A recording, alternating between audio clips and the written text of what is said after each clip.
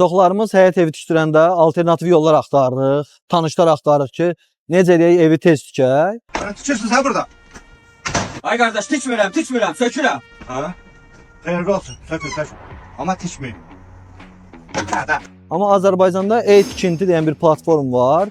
Buradan qeydiyyatdan keçsəniz, maksimum 10 gün ərzində evinizi rahatlıqla tikə bilərsiniz.